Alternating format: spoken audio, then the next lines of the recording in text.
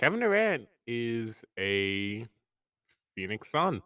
This is fucking crazy. I was actually up at 1 a.m. when Woj tweeted, and I lost my mind. It's unbelievable, man.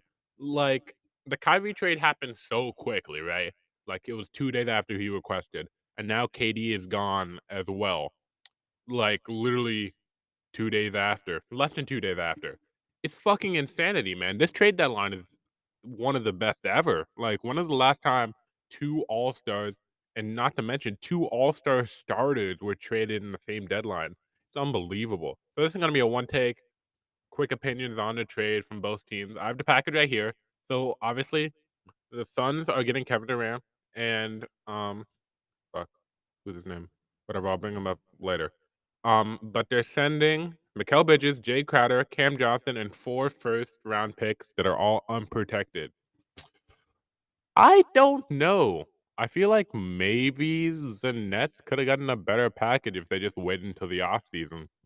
Like, usually when you trade a big superstar, you try to get a guy or like a young player that you can build your team around.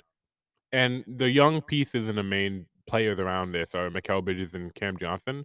And Mikal Bridges is probably the best role player in the NBA, but we don't really know, and he hasn't really shown flashes of how good he can be as like the number one. And he's not that young. He's 26. So by the time you have some of these picks, they don't have like I don't know. I feel like you could have waited in the offseason and got a better offer, maybe. I don't know. But they got a lot of picks. They got like I said, 4 unprotected, a pick swap, and then they got a pick from the Kyrie trade, which is good, you needed it. But the problem is the Nets are gonna be bad, and they don't have any of their own picks because they traded them for Harden and shit like that, which, man, if you when we look back on this team in a couple years when, like, KD and Kyrie retire and we think about that Nets team, man, what talk about wasted potential, man. Like, you had a team with 4 not 4, 3 legitimate, like, top 15 players at one point, and you just got fucked 'cause of injury, and KD had big feet. Like, if KD makes that shot and his foot is behind the line and they beat the Bucks, like, this trade doesn't happen because they win the championship. I'm convinced that whoever won that Bucks-Nets series was gonna be NBA champions. Like, damn, man.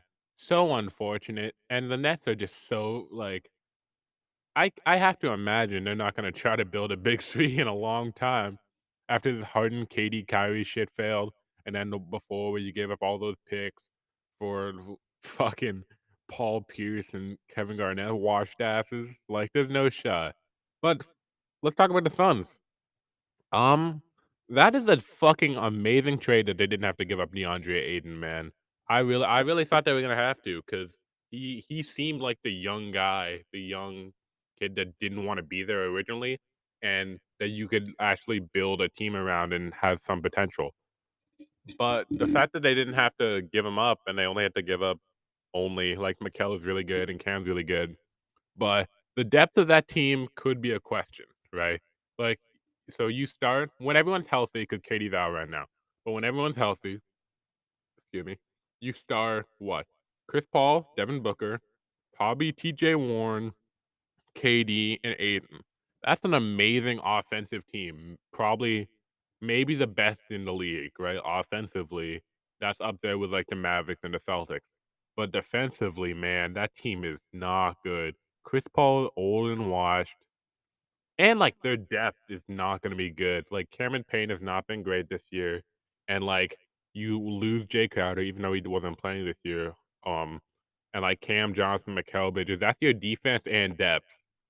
Like, off the bench, you have what? Cameron Payne, Dario Saric, and Torrey Craig. Like, I don't know if that's a championship level bench, but the star power in that starting lineup, that big four of Paul, KD, Booker, and Ayton, is really, really good. And they're in a position where the West got really strong, like much better, even though everyone was kinda just, like, idling and, like, 13th and like, 2nd was, like, 4 games apart. Teams made some big moves. I'm gonna make a video about the trade deadline once it's over with all the big moves, but, like, obviously, the Mavericks got a lot better by adding Kyrie, and the Lakers fucking had a great deadline with that move getting D'Lo and them. I really like that move for the Lakers.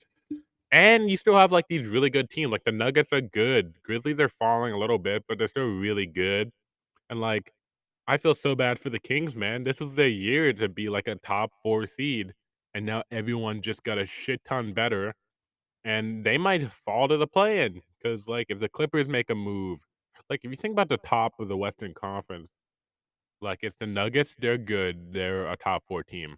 Grizzlies are good, they might fall a little bit, but I think they stay top 5 to 4. Mavericks are top 4. Suns are probably top 4. You can make an argument for a healthy Clippers, healthy Warriors. Lakers could climb. Like, I don't know. That's and Pelicans when Zion is back, they were like number 1 for a while. Like all of a sudden, these play-in games are gonna screw a good team out of the playoffs. I guarantee it because a fucking Oklahoma City 10 seed is, like, competitive, man, and that's a problem. Like, the West is strong and it's deep, but I think the pairing is gonna work out really well. Good for KD to get out of there. He wanted to go there. We knew that last offseason when he requested the trade. Like, it just makes sense. It makes sense. Um, for Miami, who was another rumored last offseason, I mean, you couldn't trade anyone really. Like then, like, when it's a full rebuild, what are you gonna give them? Lowry to make the contract match? I'd rather not. I'd rather just keep KD and wait out my options. I'm surprised the Nets didn't wait out their options a little more though, because I feel like they could have gotten a much better deal in the offseason when the cap has more room and, you know but maybe they were just, like, set on actually, I don't know, cause why would they wanna be bad this year when they don't have picks? I don't think they have their pick this year. Maybe they do, but I don't know, man. It's crazy. Deadline day, I love it every year. Every year something big happens. It wouldn't surprise me by the time this video goes out, the Suns maybe make another move to help their bench depth shit, but yeah. Well, those are my first thoughts. My video about the trade deadline will be going up probably at like tomorrow if whenever you see this video. But yeah, Katie is a Phoenix Sun. Crazy.